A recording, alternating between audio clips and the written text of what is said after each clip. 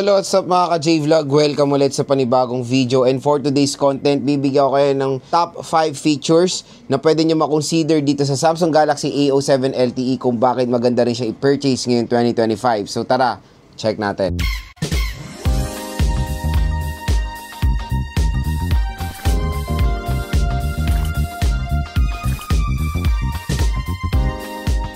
Mga ka-J-Vlog, shoutout sa mga nakanood ng ating unboxing, game test, review dito sa Samsung Galaxy A07 LTE. And this time, bibigyan ko kayo ng top features na itong smartphone na to, kung bakit maganda rin i-consider bilhin itong si A07 LTE. So bago tayo magsimula, ano nga muna bang SRP nito?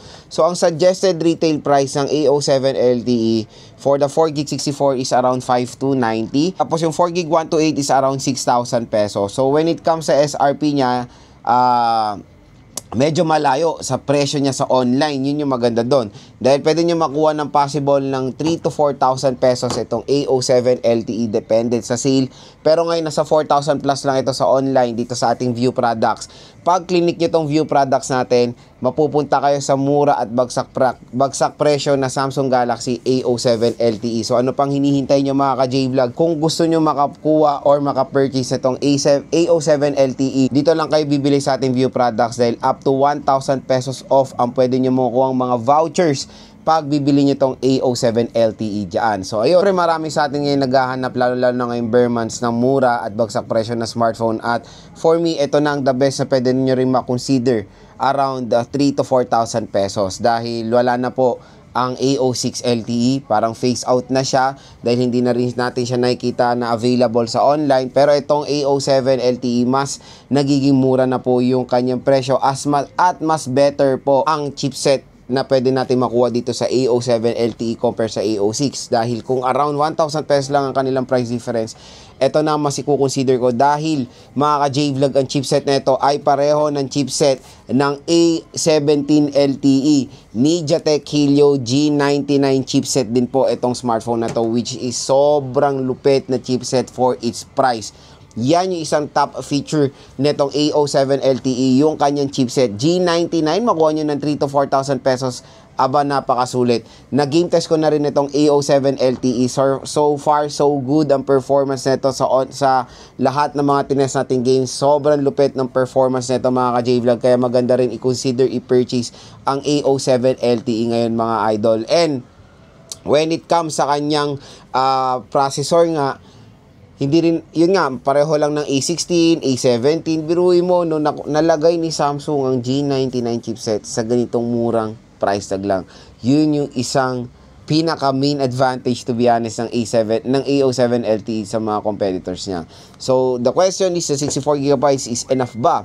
Around 4,000 pesos. I know hindi perfect fit ang 64GB sa ganyang presyo. So yan yung magiging, so alam ko sa iba magiging deal breaker yan, pero sa mga iba, yan yung magiging consider nyo na cost cut when it comes sa ma-achieve ang G99 sa ganitong presyohan.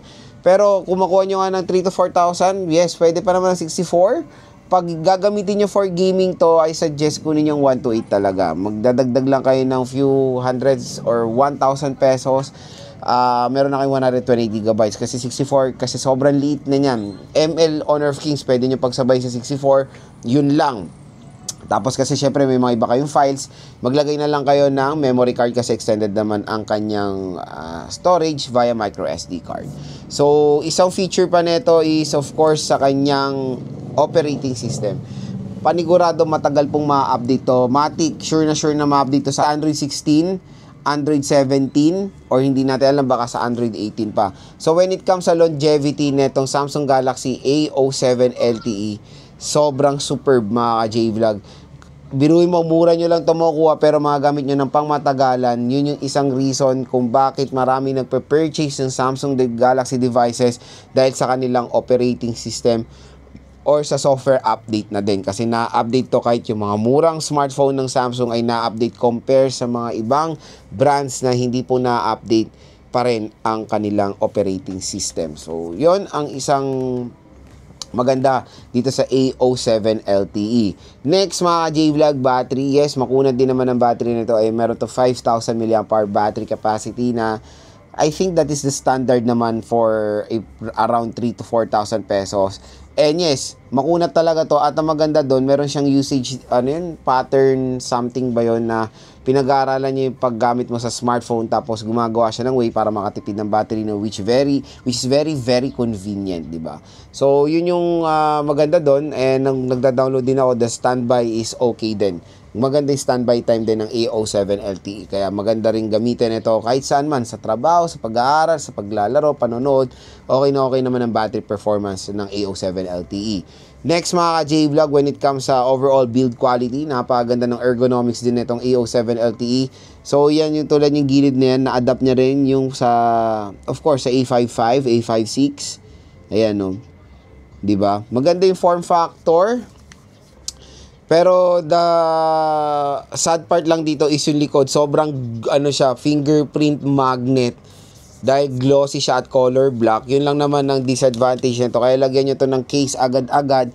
And the sad part din, wala pong free jelly case to out of the box. Kaya bibili agad kayo ng case, bibili agad kayo ng tempered glass.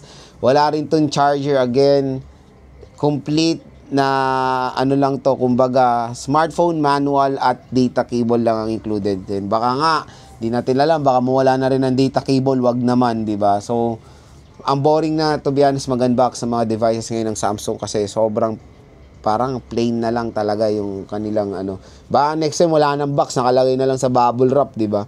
Pero yun, kung walang charger out of the box, meron tayo po provide dito sa ating product link ng mga charger na third-party original like Ugreen, 20 watts or 30 watts na sa below 500 pesos lang. So, okay na okay. Murang-mura lang naman ng mga chargers. No worries. Kaysa bumili kayo ng original ng Samsung na nasa 1,000 plus, mga third-party original na lang. And, equip nito ng 25 watt fast charging for its price. Advantage niya rin yan mga ka-J-Vlog. Usually, mga competitors niya around 3 to 4,000 pesos, 18 watts, 15 watts, di ba? And meron pa ako nakikita minsan na 10 watts. Pero to 25 watts, which is very, very convenient naman. And next, sa kanyang refresh rate. So, ito ay parang sa perspective ng A06 LTE. Kasi ang A06 LTE, 6 Hz yun. Ito po, naka 9 Hz screen refresh rate, which is, yun yung isang advantage niya, of course, sa A06 LTE. Kaya sa mga naghahanap pa rin or naghihintay ng A06 LTE, huwag nyo nang hintahin yan. Baka wala na talaga yan or phase out na talaga, at dito na mas magpo-focus ang Samsung when it comes sa mas affordable na Samsung device ngayon 2025 or ngayong holiday season. Dahil nasa around 3 to 4,000 na lang din to minsan. Kaya sobrang lupit na itong bilhin na rin, at ang isa talaga may enjoy nyo dito is yung kanyang G99 chipset. So yun mga ka-J-Vlog, ang ating top features so far nitong A07 LTE. Ang pinaka first or top 1 feature nito is yung kanyang chipset. Again, yung chipset niya, usually nakikita pa natin yan sa mga entry level or high entry level na may price tag na around 8,000 pesos mga idol. Pero dito, nasa 3 to 4,000 pesos lang, meron na kayong smartphone na naka-equip ng G99 chipset. So, kung interested kayo makita ang performance nito sa gaming, meron po akong ginawang game test nito sa ibang video. And so far, so good naman ang ating performance dito. 64GB din ang kinuha ko. It's not enough for gaming, kaya very, very limited lang yung nalagay ko mga games. Kaya kung kukunin nyo tong A17 LTE, mas better go for the 128. I think ang 128 niya for a sale price, makukuha nyo na lang ng 4 to 5,000 pesos. So, nasa 1,000 pesos naman ang kanilang price difference. Pero kung talagang sagad na talaga budget nyo, around 3 to 4,000 pesos lang. 64GB, very limited yan. Pero again, pwede naman ma-extend ang kanyang storage via micro SD card. So again mga ka-J-Vlog, hanggang mura, hanggang may stock pa ang A07 LTE. I-click nyo na itong view products natin. Dahil dito sa ating view products, mariredirect kayo sa bagsak presyo, mura na Samsung Galaxy A07 LTE. At meron pong special voucher na naghihintay sa inyo upon checkout pag dito nyo binili sa ating view product.